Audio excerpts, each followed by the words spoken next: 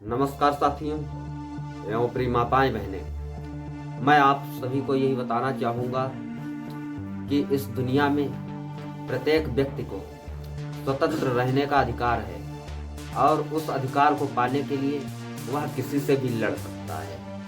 और आप सभी को जो है अगर देखा जाए तो स्वतंत्रता नहीं मिली है। एक तरफ अगर हम मान रहे हैं कि हम आज़ाद हैं तो हम शारीरिक रूप से तो आज़ाद हैं, लेकिन मानसिक रूप से अभी आज़ाद नहीं है। मानसिक रूप से क्यों आज़ाद नहीं है?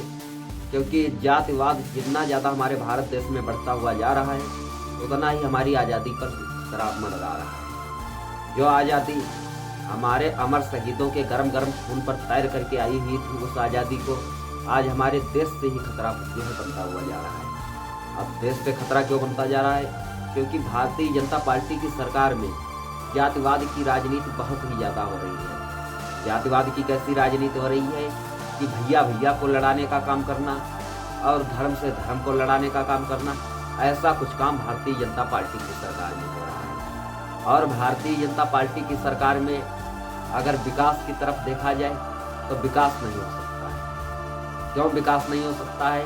क्योंकि जो है वो मात्र नाम बदलने से और आपस में लड़वाने से अगर फुर्सत पाएँ तब तो नाम कुछ सुधार हो सकता है, लेकिन नाम बदलने से उन्हें फुर्सत ही नहीं है। और भारतीय जनता पार्टी की सरकार में क्या हो रहा है, वसुधैव कुटुंबकम की धज्जियां उड़ाने का काम किया गया है। तो मैं अपने सभी साथियों से बताना चाहूँगा कि आप सभी को एक साथ एकजुट होकर के आने की जरूरत है। जब एकजुट होकर के आओगे तब हमारे देश में कुछ सुधार हो सकता है, नहीं तो हमारे देश में कुछ भी सुधार नहीं है और हमारा देश दिन प्रतिदिन रसातल की तरफ बढ़ता हुआ जा रहा है। तो अगर आप चाहते हो तो आप सभी को पीडीए जिताने का काम करना होगा। जब पीडीए जीतेगा तब हमारे देश में कुछ सुधार हो सकता है। क्यों?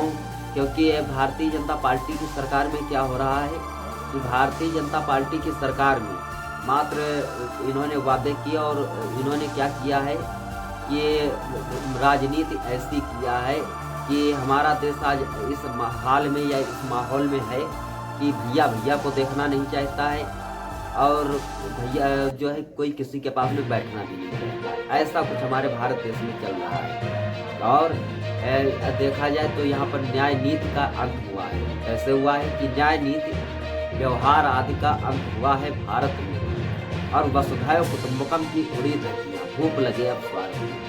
ऐसा कुछ काम भारतीय जनता पार्टी की सरकार में हुआ है। झूठे मुकदमे दर्ज करवाना और झूठे केसों में फंसवाना और बुलडोजर की धमकियां, ऐसा कुछ काम भारतीय जनता पार्टी की सरकार में हो रहा है। तो ज़्यादा कुछ ना कहते हुए मैं अपने सभी साथियों से बोलना चाहूँगा कि आगामी चुनाव 2024 में भारतीय जनता पार्टी की सरकार का दूर दूर तक सफाया कीजिए और समाजवादी पार्टी के राष्ट्रीय अध्यक्ष माननीय श्री अखिलेश यादव जी कंधों से कंधा मिलाकर के साथ दीजिए, तब हमारे देश में कुछ सुधार हो सकता है। तो ज़्यादा कुछ ना कहते हुए मैं अपने सभी युवा साथियों से बोलना चाहूँगा कि अगर ये वीडियो पसंद आई हो तो लाइक, सब्सक्राइब और शेयर करना ना भूलें। और इन्हीं शब्दों के साथ साथ आप सभी लोगों को